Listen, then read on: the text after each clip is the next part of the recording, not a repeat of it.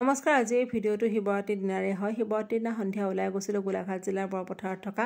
বৰ দুবৰণি গাঁৱৰ সেই প্ৰাচীন শিৱ মন্দিৰটোলৈকে এই মন্দিৰটো 1907 চনত বিহাৰৰ পৰা অহা বিহাৰী পণ্ডিত এগৰাকীয়ে প্ৰাণ প্ৰতিষ্ঠা কৰিছিলে ইয়াত থকা প্ৰতিটো মূৰ্তিয়ে আচলতে খনন কাৰ্যৰ সময়ত উদ্ধাৰ কৰা হৈছিলে আৰু সেই তেতিয়াৰ পৰাই মূৰ্তিবোৰ ইয়াত প্ৰতিষ্ঠা কৰি নিত্য নৈমিত্তিকভাৱে প্ৰতিদিনে পূজা অৰ্চনা কৰি অহা হৈছে মন্দিৰভাগ ইমানেই বেছি শক্তিশালী আৰু জাগ্ৰত যে আপুনি মনৰ পৰা যি কল্পনা কৰে সকলো মনৰ আশা পূৰ্ণ হয় বুলি লোকবিশ্বাস আৰু জনবিশ্বাস চলি আহিছে প্ৰতি বছৰে শিৱৰাত্ৰি উপলক্ষে দুদিনাকৈ ইয়াত শিৱৰাত্ৰি মেলা উদযাপন কৰা হয় আৰু আমি মেলাৰ পিনেও গৈছিলোঁ আৰু এনেকুৱা ফটো দোকানবোৰ দেখি আৱেগিক হৈ উঠিছিলোঁ যেনেকৈ আমি সৰু থাকোঁতে প্ৰায়বোৰ মেলাতে এনেকুৱা ফটোবোৰ দেখা পাইছিলোঁ আমাৰ ন্যায়কো সুধিলোঁ কিবা লাগিব নেকি সি আচলতে একোৱেই নিবিচাৰিলে জুম বাবা